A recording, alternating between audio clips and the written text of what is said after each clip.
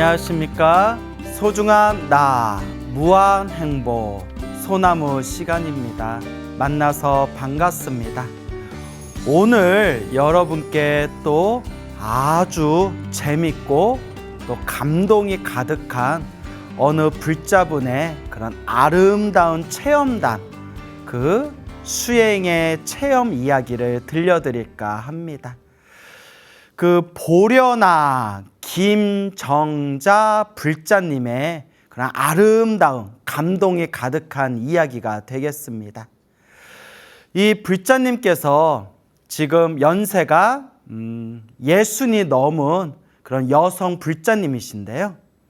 이 불자님께서는 어렸을 때부터 아주 불심이 독실했던 그런 불심이 깊은 어머니 밑에서 그 어머니 손을 잡고 어렸을 때부터 절에 열심히 다니던 그런 어린 시절을 가지고 있는 그런 불자분이십니다.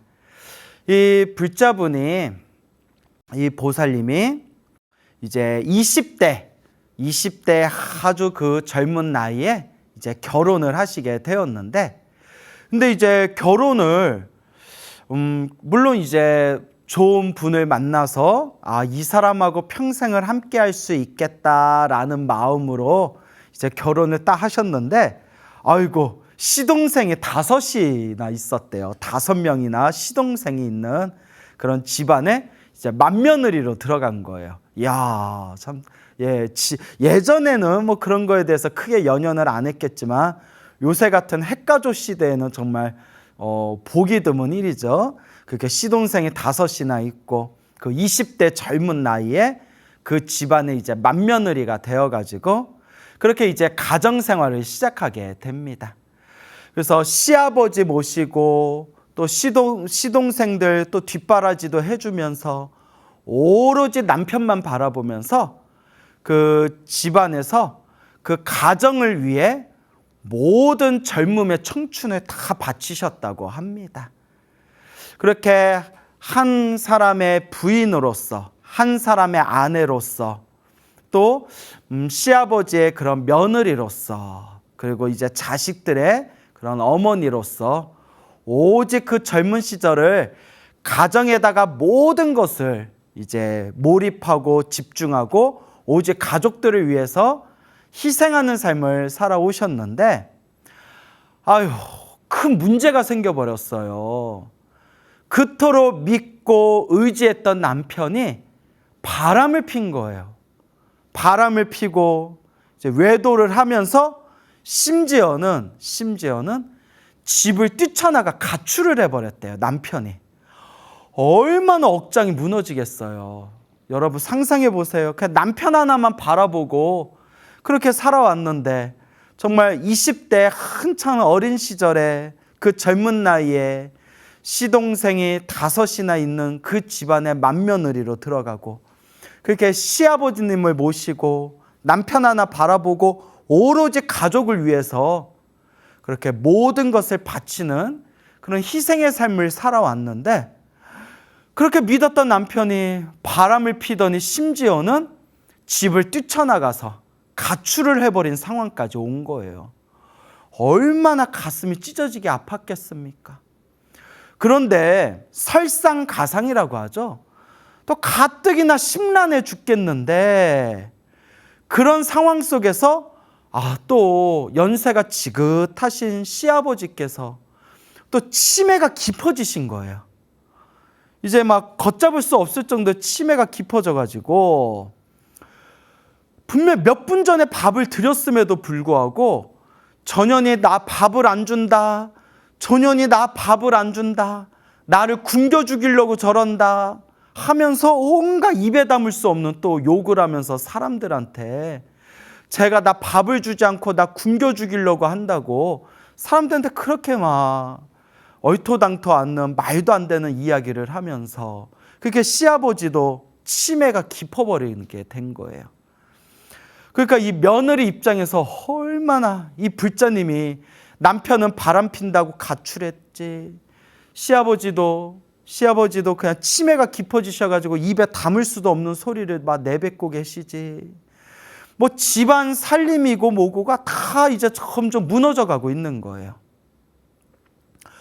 너무나 힘들고 괴롭고 답답하다 보니까 도대체 어찌할 수가 없는 상황인 거예요. 그때 이 불자님이 어렸을 때부터 열심히 이제 절에 다니던 불자님이셨으니까 집안의 한 곳에 이렇게 당신의 작은 법당을 모셔놨대요. 그 작은 불단을 모셔놓고 거기에 부처님과 관세음보살님을 모셔놓고 집에서도 매일 향 피우고 이렇게 차를 올리고 매일매일 그렇게 집에서 모셔놓은 불단 앞에서 간절하게 기도를 했는데 너무나 이 걷잡을 수 없을 정도로 이 힘들고 괴로운 풍파가 닥치니까 그 집의 한쪽에 모셔놓은 불단 앞에 서가지고 부처님께 막 원망의 소리를 막 쏟아냈대요. 부처님, 관세음보살님, 어떻게 저한테 이럴 수가 있습니까? 어떻게 저의 믿음을 이렇게 땅바닥에 내팽개칠 수가 있습니까? 왜 저에게 이런 고통과 시련을 주시는 겁니까? 도대체 왜 제 팔자가 왜 이렇습니까? 그렇게 부처님 앞에서, 관세음보살님 앞에서, 그 불단 앞에서 원망의 소리를 그렇게 이제 토해내면서 그렇게 찢어지는 가슴을 부여잡았다고 합니다. 정말 힘들 거예요, 여러분. 남편이 평생 의지하던 남편이 바람 핀다고 집을 가출했거나 혹은 이렇게 오랫동안 모시던 시아버지께서 갑자기 치매가 심해져 가지고 그런 비정상적인 언행을 막 이렇게 펼쳐내고 있는 이런 상황이 이 둘 중에 하나만 그런 일을 겪어도 사람이 막 정신이 멘탈이 붕괴되고 휘청휘청할 텐데 한 번에 이 두 가지 일을 겪고 집안일들도 온갖 어수선하고 뒤숭숭하니 이 불자님의 가슴이 얼마나 찢어지고 얼마나 힘들고 얼마나 괴로웠겠어요. 그동안 내가 부처님께 그렇게 내가 기도하고 그렇게 관세음보살님을 기도하고 그렇게 부처님 믿고 의지하면서 살아왔는데 내가 그렇게 부처님께 기도하고 복을 지었는데 고작 나에게 돌아온 게 바로 이런 거란 말인가?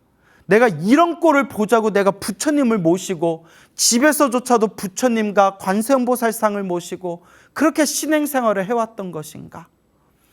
5만 가지 생각이 다 들었겠죠. 웬만한 사람들은 아마 이쯤에서 불심을 잃어버릴 수도 있었을 거예요. 에휴, 부처님 열심히 믿어봤자 아무 영험 없구나, 아무 소용 없구나 라고 그런 마음의 불심이 다 무너져 버려도 우리 스님들 입장에서 정말 뭐라 할 말이 없을 정도로 그런 괴롭고 답답한 상황이었을 겁니다. 그 고통과 괴로움과 그 답답함을 부여잡고 마치 실성한 사람처럼 그냥 멍하니 이제 멍 때린다고 그러죠. 정신 나간 사람처럼 멍하니 하루 종일 그렇게 정신 나가서 실성한 사람처럼 넋을 잃고 이렇게 앉아가지고 정신을 차리지를 못하니까 함께 신행생활을 했던 오랜 도반이었던 그런 불자님이 소식을 들었는지 일부러 요 보살님을, 불자님을 찾아온 거예요. 그 도반이 하는 얘기가 이러고 있으면 안 된다. 지금 이러면 너 더 큰일 난다. 어서 나를 따라와라 하고 손에 딱 붙들고 저 단양, 충청북도 단양에 어디 산속 깊은 곳에 암자에서 수행하고 계시는 어느 노스님한테 데려가더래요. 노스님한테 다 데려가니까 노스님께서 뭐하러 이렇게 먼 곳에서 이렇게 나를 찾아왔는가? 깊은 산속까지 왔으니 내가 끓여주는 된장찌개나 먹고 가시게 하면서 그 10년을 묵혀놓은 그 스님께서 10년 전에 만들어서 묵혀놓은 그런 걸쭉한 그런 된장을 한 국자 쓱 퍼가지고 아주 맛나게 맛있게 된장찌개를 끓여주셨대요. 그 된장찌개를 이렇게 먹으면서 막 눈물을 주르륵 흘리면서 된장찌개를 먹으면서 그 스님께서 노스님께서 정성스럽게 끓여주신 그 된장찌개를 다 먹고 난 뒤에 그 스님의 그 애틋하고 그 정성스러운 마음에 눈물을 펑펑 쏟으면서 스님한테 자기 이제 사연에 대해서, 이 답답한 마음에 대해서 노스님께 이렇게 말씀을 드렸답니다. 노스님께서 다 이야기를 듣고 하시는 말씀이 다 인연법이다. 이 모든 게 다 인연법이구나. 보살님, 이왕 오셨으니까 법당에 들어가셔서 오늘 밤에 3,000배를 하십시오. 3,000배를 하면서 내가 잘못했습니다. 시아버지와 남편과 그 가족들에게 정말 진정으로 참회하는 마음으로 3,000배를 하십시오 라고 했대요. 노스님께서. 이제 날이 저물었으니까 이왕 왔으니 그 답답한 마음 다 내려놓고 법당에 가서 시아버지, 남편, 가족들을 향해서 잘못했습니다. 내가 잘못했습니다. 라는 마음으로 지극히 참회하는 마음으로 부처님께 3,000배를 올리고 그 답답한 그 가슴에 그 답답한 그 응어리를 다 내려놓고 홀가분한 마음으로 집으로 돌아가십시오. 이 얘기를 딱 듣고 요 불점이 기가 막히더래요. 아니, 상처받은 건 나고 지금 괴롭고 고통스러운 건 난데 내가 상처를 받았는데 왜 내가 나에게 상처를 준 남편과 나를 지금 힘들게 하고 있는 시아버지와 내 마음을 몰라주는 가족들을 위해서 왜 내가 내 탓이요, 내가 잘못했습니다, 왜 내가 참회 기도를 해야 되지? 라는 생각이 들더래요. 어이가 없더래요. 어이없어.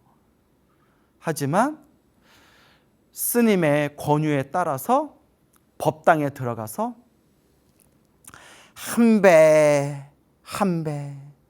절 한 번, 그렇게 부처님을 향해서 그와 같이 절을 올리고 그와 같이 절을 올렸다고 합니다. 부처님,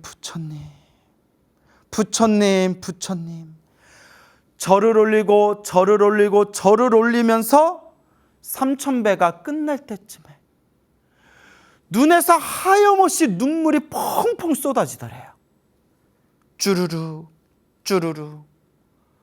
눈에서 눈물이 펑펑 쏟아지는데 그 눈물이 막 슬픔의 눈물도 아니고 그렇다고 무슨 기쁨의 눈물도 아니고 그냥 말로써 표현할 수 없는 어떤 마음 밑바닥에 그 응어려진 그 마음 밑바닥에 있는 그 어떤 답답함이 이렇게 녹아 흘러 사라지면서 하염없이 눈물이 쏟아지더랍니다.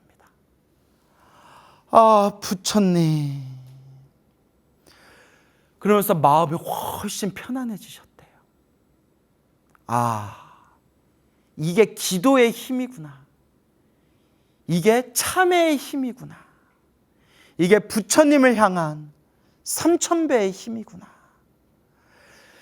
그날부터 마음의 무언가를 느낀 이 불자님께서 매월 초하루 때마다 한 번도 빠뜨리지 않고 그 단양의 산속에 계시는 노스님 절에 가서 매월 초하루 때마다 매달마다 그렇게 부처님께 3,000배를 올렸다고 합니다. 부처님, 잘못했습니다. 다 내 탓입니다. 잘못했습니다. 하면서 3,000배를 올리고 절을 올리고 3,000배를 하면서 3년이 지났대요. 그렇게 3년 동안 한 번도 빠지지 않고 그 법당에 가서 매월 초하루 때마다 그렇게 3,000배로 올렸을 때 호련히 어느 날 가슴에 무언가 뭉클하는 게 다 느껴지면서 순간 이런 생각이 다 떠오르더랍니다. 아, 정말 내가 잘못했구나. 나는 내가 가정을 위해서 희생하고 있다. 나는 가정을 위해서 모든 걸 다 바쳤다. 나는 모든 걸 가정을 위해서, 오직 가족들만을 위해서 살아간다. 내가 이렇게 열심히, 내가 이렇게 희생하면서 살고 있구나 라고만 생각했는데, 나의 이런 모진 성격 때문에 우리 시아버지가 얼마나 내 눈치를 많이 보면서 사셨을까. 내 남편이 남 때문에 얼마나 숨이 막히면서 살았을까. 그 내 시동생들이, 내 가족들이 얼마나 나 때문에 가슴 답답해 하면서 눈치 보면서 살았을까. 아, 나는 가족을 위해서 잘한다고 생각하면서 살았지만 실은 내가 가족들을 불편하게 했던 사람이었구나 라는 게 딱 자기 마음이 보이더래요. 아, 나는 가족을 위해서 산다고 생각했지만 실은 내 집착하는 모진 성격 때문에 내 주변에 있는 내 가족들은 나 때문에 힘들어하고 답답해 했겠구나 라는 게 느껴지는 순간 그 마음에서 진실한 참회. 정말 잘못했습니다. 정말 잘못했습니다. 정말 나는 잘한다고 생각했는데 그게 아니었습니다. 정말 내가 잘못했습니다.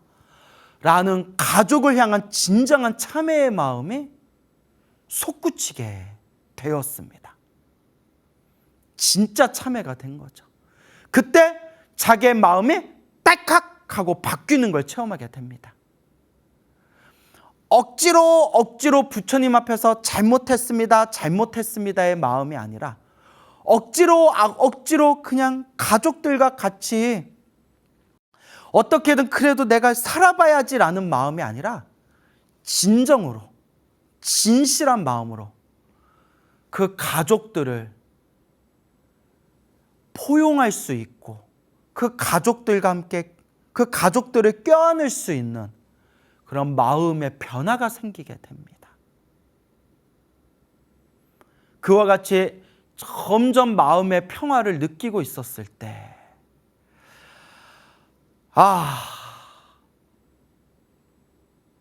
이 또 어떤 일이, 또 이 어찌 이렇게 힘들고 괴로운 일이 닥쳤는지, 그 불자님이 이제 그 마음의 평화를 좀 얻을까 싶을 때 병원에서 청천벽력과 같은 소식을 듣게 됩니다. 몸이 너무 이상해서 검진을 받았는데 의사의 말이 폐암 4기입니다. 폐암 4기입니다. 앞으로 3개월 정도 남았습니다. 라는 시한부 인생을 선고받게 됩니다. 폐암 4기에 의사의 소견으로 약 3개월 정도의 수명이 남았습니다. 얼마나 놀라고 얼마나 무섭고 얼마나 고통스러웠을까요? 여러분, 조금만 한번 생각해 보세요. 내가 앞으로 나이도 아직 젊고 앞으로 내가 해야 할 일도 많고 아직 내가 이 가족들과 함께 이 가정에서 마무리 짓지 못한 일들도 많은데 몸 상태가 자꾸 이상해요. 병원에 갔어요. 병원에서 큰 병원에 한번 가보시면 어떻겠습니까? 큰 병원에 가서 정밀검진을 받아보십시오. 이제 큰 병원에 정밀검진을 받으러 가면 그래도 사람 마음이 이거 어떡하지? 좀 무섭다. 아니야 괜찮을 거야. 괜찮아. 별거 아닐 거야. 그냥 정밀검진 받고 뭐 몸 좀 이상하면 뭐 약 먹고 치료받으면 되지. 아이 괜찮아 하는 마음으로 큰 병원에서 정밀검진을 받은 뒤에 결과가 나왔는데 폐암 4기입니다. 완전 암 말기죠. 3개월 남았습니다 라는 말을 들었을 때 우리 감정이 어떨까요, 여러분? 스님이 나조차도 딱 그 소리 듣는 순간 저는 나무 아미타불, 그냥 나무 아미타불 연불 소리가 절로 나올 것 같아요. 나무 아미타불, 나무 아미타불.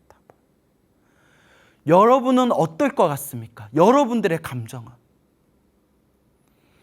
그 불자님이 그 소리를 듣는 순간 그동안 불교 공부 좀 했다고, 나름대로 불교 공부 좀 했다고 생각해 왔는데 생사가 본래 둘이 아니다, 삶과 죽음이 본래 둘이 아니다 라는 걸 귀가 따갑도록 들었는데 막상 3개월 남았습니다 소리를 들으니까 가슴이 우두두두두두 무너지는 소리가 들리더랍니다. 어떡하지? 어떡하지? 야, 참 여러분, 그렇게 어렸을 때부터 엄마 따라서 절에 열심히 다니고 그렇게 젊었을 때부터 신행생활도 많이 했고 이 가정에서의 이 불화 때문에 이 마음을 평온하게, 이 마음을 가라앉히기 위해서, 이 마음을 다스리기 위해서 3년 동안 그렇게 3000배도 많이 했는데 암 말기입니다. 남은 시간이 3개월 정도밖에 안 됩니다. 물론 의사 선생님이 이렇게 얘기했겠죠. 하지만 그래도 남은 기간 동안 우리가 최선을 다해 봅시다. 저희도 노력하겠습니다. 그런 말씀을 하셨겠죠. 하지만 이렇게 내가 열심히 젊은 시절부터 부처님을 그렇게 내가 기도하고 부처님을 모셔왔는데 왜 나에게는 자꾸 이런 시련이 닥칠까? 왜 이런 시련과 괴로움과 고통이 끊임없이 닥칠까? 웬만한 사람이라면 남아있던 불심도 아마 꺾여버렸을 거예요. 참, 부처님 백날 믿어봤자 의미 없구나. 부처님 믿어봤자 어차피 당할 일은 당하는구나. 아유, 부처님 믿을 시간에, 절에 가서 기도할 시간에 차라리 여행이나 다닐 걸. 이런 마음도 충분히 생길 수가 있을 겁니다.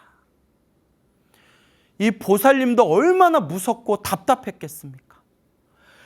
숨이 막혀오는 그런 답답함에 그 답답한 마음을 안고 다시 이제 노스님을 찾아갑니다.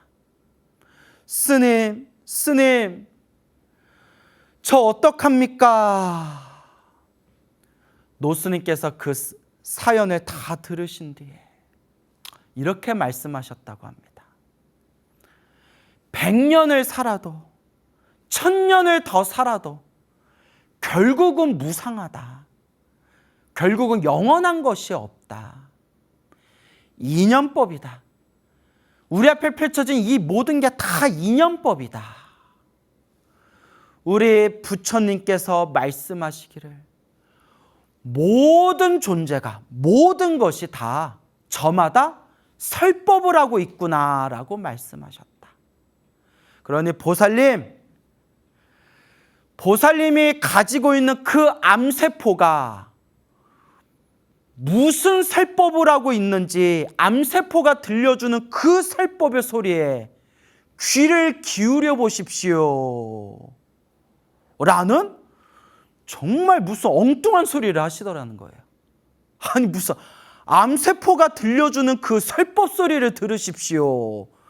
뭔 소리야, 사람 죽게 생겼는데.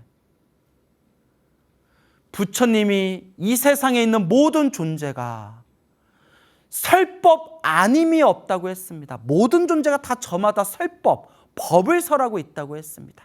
그러니까 보살님 몸에 있는 그 암세포가 들려주는 그 설법 소리에 귀를 기울이십시오. 정말 마음 공부한 사람들은 이 말에 딱 듣는 순간 무릎을 딱 칠 겁니다. 이거는 여러분 보통 법문이 아닙니다. 우리가 싫어하고 두려워하고 끔찍하게 여기는 그 암세포조차도 그 더럽고 그 고통스러운 그 괴로운 존재조차도 깨달음의 눈에서 보면 저마다 나름대로의 설법을 하고 있구나. 법을 설하고 있구나. 불자님, 그렇게 괴로워만 하지 마시고 그 암세포가 설법하고 있는 그 소리를, 그 법문을 귀 기울여 보십시오. 이 정도 그 노스님의 그 말씀을 알아들을 정도의 사람이라면 평소에 마음 공부를 많이 한 사람일 겁니다. 놀랍게도 그 불자님이 딱 알아들은 거예요. 그리고 막 마음에서 새로운 힘이 솟구치더래요. 이 불자님이 허투루 절에 다니신 게 아니에요. 나름대로 기도하고 나름대로 공부하고 나름대로 닦은 게 있는 분이에요. 그렇지 않고서야 이런 엉뚱한 소리를 듣고 마음에 새로운 힘을 얻었다라는 표현을, 그렇게 이런 이야기를 듣고 다 죽어가는 사람이 그래 맞아, 그래 맞아, 그 말씀이 맞아 하고 새로운 힘을 얻었다라는 것은 이 불자님이 그래도 닦은 그 공덕의 힘이 있으신 분이에요. 순간 이 불자님이 이와 같은 생각을 일으켰다고 합니다. 그래, 이 시련과 이 역경과 이 고통과 이 괴로움을 나를 수행시켜주는 스승으로 삼자. 나는 이 내용을 보는 순간, 이 내용을 듣는 순간 소름이 쫙 끼쳤어요. 폐암, 암 말기, 4기,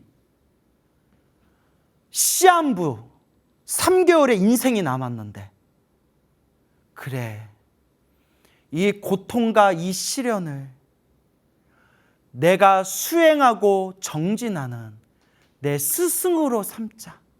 지금이 내가 수행할 때다 라는 마음을 일으킬 수 있다는 것에 대해서, 이게 수행자다. 이게 바로 수행자의 마음이다. 수행이 따로 있는 게 아니구나. 어떻게 그런 절박한 상황에서 이 절박함, 이 낭떠러지와 같은 이 내 인생의 이 역경을, 그래, 나를 수행으로 이끌어주는 스승으로 삼자 라고 마음의 원력을 세우면서 그날부터 더 열심히 기도하고, 그날부터 예전에 봤던 부처님의 경전을 다시 다 꺼낸 뒤에 이제 눈으로 보는 게 아니라 마음으로 그 경전의 말씀을 한 구절 한 구절 음미하기 시작했다고 합니다. 부처님의 말씀을 그동안 머리로만, 눈으로만 봤다면 이제 마음으로 부처님의 말씀을 되새기면서 부처님의 경전을 살펴보고 부처님의 경전을 읽어나가는 그 어느 날, 능가경이라는 경전에 이런 구절이 나오는 걸 봤답니다. 부처님께서는 모든 중생을 평등하게 바라보시니, 평등하게 모든 중생을 바라보시니 마치 당신의 외아들과 같이 생각하신다 라는 구절에 가슴을 땡 때리면서 막 그 자리에서 막 대성통곡을 했대요. 누구나 수행을 하고 공부를 하고 경전을 보다 보면 저마다 자기가 꽂히는 부분이 있습니다. 그걸 시절 인연이라고 해요. 그 시절 따라, 그 인연법 따라 자기가 꽂히는 부분이 있어요. 그 자리에서 막 대성통곡을 했대요. 그 보살님은 거기서 깨달음을 얻은 거예요. 그냥 자신만의 깨달음, 자신만의 마음의 깨침을 얻은 거예요. 그때 어떤 생각을 일으켰냐. 그래, 부처님은 착한 중생이든 악한 중생이든 똑같이 평등하게 보신다. 다 당신의 아들과 같이 중생들을 평등하게 보신다. 내 몸뚱아리의 암세포도 그와 같다. 이 암세포가 원래는 내 몸 안의 정상세포였는데 지금은 암덩어리가 되어가지고 지금은 이렇게 미움을 받고 있구나. 하지만 정상세포였건 암세포였건 결국은 내 자식과 같다. 암세포는 내 몸 안에 있는 이 종양덩어리, 암세포는 본래 내 자식이었는데 엇나간 길을 간 나쁜 길에 빠진 아들과 같은 존재일 뿐, 나쁜 길에 빠진 자식이라 하더라도 결국 자식은 내 자식이다. 나쁜 길에, 악한 길에 빠진 자식이라 하더라도, 못난 자식이라 하더라도 결국은 내 자식이듯이, 정상세포였다가 암세포가 되었다 하더라도 이 암세포도 결국은 못난 나쁜 길에 빠진 내 자식과 같다. 그러니 요 못난 자식을 못났다, 나쁜 놈이다 해가지고 어찌 부모된 마음에 그 자식을 내칠 수가 있겠느냐. 오히려 그 못난 자식일수록 부모가 사랑으로 감싸줘야 되듯이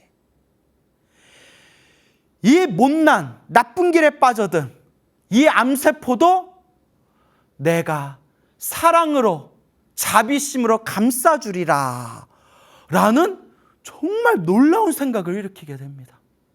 세상에 내 몸을 죽음으로 이끄는 그 암세포를 마치 나쁜 길에 빠져든 못난 자식이다 생각하고 그 암세포를 사랑으로 감싸 안겠다 라고, 그런 마음을 어떻게 쉽게 일으킬 수가 있을까요? 그 부처님의 경전을 보면서 나름대로 마음에 큰 변화를 일으키게 된 겁니다. 그날부터 기도를 하면서 항상 마음에 되새기면서 내 몸 안에 있는 이 암세포는 적이 아니다. 내가 떼어내야 될 적이 아니다. 나와 함께 수행하는 나의 도반이다 라고 생각하면서 늘 기도하면서 자기 스스로에게 이렇게 되뇌었다고 합니다. 미안하다. 나는 지금 너무 힘들지만 스스로의 몸뚱아리에 대해서 너희도 많이 힘들지. 미안하다. 내가 평소에 이 건강관리를 제대로 못해서 너희들까지 힘들게 하는구나. 미안하다. 우리 함께 같이 가자. 내 영혼이 소중한 만큼 너희들의 영혼도 참 소중하단다 라는 마음으로, 말이 아니라 진심으로 내 몸 안에 있는 그 암세포를 내 못난 자식이고 내 수행하는 도반이고 나와 함께 같이 가야 할 존재다라는 마음으로 기도하고 기도했다고 합니다. 그렇게 기도하고 그와 같은 마음으로 기도했을 때 여러분, 기적이 일어납니다. 이게 바로 기적이겠죠. 병원에서 3개월이 남았다고 했는데 4년 동안 항암 치료를 받고 머리에 있는 머리카락이 다 우수수수수 떨어지는 그런 상황에서도 항암 치료를 받으면서 너무 힘들고 괴로워서 호흡곤란이 일어날 정도로 그런 투병의 과정 속에서도 4년을 밝은 표정으로 4년을 지냈다고 합니다. 4년을. 3개월이 남았다고 했는데 4년을 그와 같이 밝은 표정으로 치료를 받으면서 어떻게 되었을까요? 물론 지금 같은 마음, 지금 같은 정말 그런 아름다운 수행자의 마음으로 4년을 가족들과 좋은 추억을 만들고 세상을 떠나셨습니다 해도 이 이야기는 이미 이것 자체로 아름다운 결말이라고 저는 생각을 합니다. 하지만 더 큰 기적이 남았습니다. 그렇게 3개월 시한부 인생을 선고받았는데 4년 동안 밝은 표정으로 치료를 받았고 4년 후에 의사 선생님이 이렇게 말씀하셨다고 합니다. 의사 선생님이 하신 말씀이, 내가 20년이 넘게 의사 생활을 하면서 폐암, 4기 암 말기 상태, 지금 이런 상황에서 종양을 완벽하게 떼어낼 수 있을 만큼 이렇게 몸 상태가 호전된 이런 경우를 내가 20년 만에, 의사생활 20년 만에 저도 처음 봅니다 라고 하면서 암 종양을 떼어내는 수술을 받게 되었고, 수술이 아주 성공적으로 수술을 마치고 지금은 건강을 완전히 회복하셨다고 합니다. 와,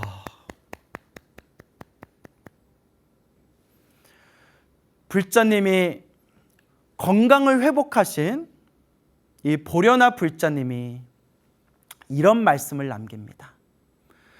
당신의 삶을 살펴봤더니 그토록 괴롭고 고통스러운 그 시련과 역경과 고난이 사실은 나를 수행시켜주는, 내 마음 공부를 시켜준 가장 소중한 스승님이셨구나. 내가 이와 같이 부처님의 크나큰 은혜를 받았으니 이제 내가 그 은혜를 갚으리라. 그러면서 평생 남은 생애 동안 부처님 도량에서 부처님 시봉하면서 힘닿는 데까지 널리 이웃들에게 봉사하고 친절을 베풀면서 그렇게 살아가리라 라고 굳게 다짐하고 부처님께 맹세하였다고 합니다. 이 이야기를 통해서 저도 이 이야기를 보면서 저절로 입에서 하는 소리가 나올 정도로 엄청난 감동과 그런 아름다움을 느끼게 되었습니다. 과연 내가 지금 이 순간 내가 병원에 갔는데 의사 선생님이 스님 3개월 남았습니다 라는 소리를 들었을 때 내 마음은 어떠할까? 그 3개월 동안 나는 과연 무엇을 하고 있을까? 나는 그 남은 내 시한부 인생 동안 어떤 걸음을 걸어 나갈까? 라는 걸 스스로 살펴봤습니다. 여러분, 지금 들려드린 이 보려나 불자님의 이야기는 정말 세계에 내놔도 정말 기적이라고 말할 수 있을 정도로 아주 아름다운 해피엔딩입니다. 하지만 여러분, 그런 시한부 인생을 선고받으신 분이 다 이렇게 부처님 가르침을 만나서 기도했다고 해서 다 또 병이 낫는 건 아닙니다. 사실 기도를 열심히 해도 일찍 돌아가시는 분은 일찍 돌아가시고, 기도를 열심히 해서 크나큰 가피를 받은 분도 있지만 또 당신이 원하는 만큼 당신이 소원을 성취하지 못하고 가시는 분도 있는 것은 사실입니다. 근데 저는 이 속에서 더 중요한 부분에 대해서 저는 말씀드리고 싶습니다. 그것은 바로 물론 기적 같은 가피를 받은 것도 너무나 아름답지만 그건 중요한 게 아니다. 더 저를 놀랍게 만들고 더 저를 감동으로 저를 몰아넣은 그 불자님의 이야기의 핵심이 뭐냐? 누구라도 억장이 무너지는 이런 상황 속에서도 오직 부처님의 가르침을 믿으면서 그것을 수행으로 삼을 수 있는 그 마음가짐, 그 마음의 힘, 그 내 고통과 역경과 고난을 그 속에 닥쳤을 때 스스로 그 마음을 다스릴 수 있었던 그분의 그 불심, 그 신심, 저는 그것이 너무나도 놀랍고 정말 아름답다고 느꼈습니다. 나는 그럴 수 있을까? 우리는 그럴 수 있을까? 과연 내 삶에 있어서 힘들고 괴로운 고통과 역경 속에서 지금 내가 건강하고 일이 잘 풀릴 때는 불심이 충만하지만 내가 정말 힘들고 괴롭고 답답한 시련과 역경 속에서는 과연 우리는 어떤 마음가짐으로 그 시련과 역경을 대할 것인가? 라는 것을 진지하게 생각해 볼 수 있는 시간이었습니다. 여러분, 오직 부처님께 의지할 뿐입니다. 오직 부처님의 법, 부처님의 가르침에 의지할 뿐입니다. 부처님과 부처님의 가르침에 의지하면서 스스로 내 마음을 닦을 뿐입니다. 오직 수행할 뿐입니다. 결론은 해답은 오직 수행입니다. 오직 수행입니다. 여러분들의 삶에 수행의 공덕이 가득 차오르기를 늘 불보살님의 가피가 함께 하시기를 축원드립니다. 여러분, 행복해지고 싶습니까? 행복한 삶을 창조하고 싶습니까? 복을 지으십시오. 선업을 지으십시오. 공덕을 쌓으십시오. 복과 선업과 공덕의 힘이 여러분들을 진정한 행복의 길로 이끌어 줄 것입니다. 여러분, 성불하십시오.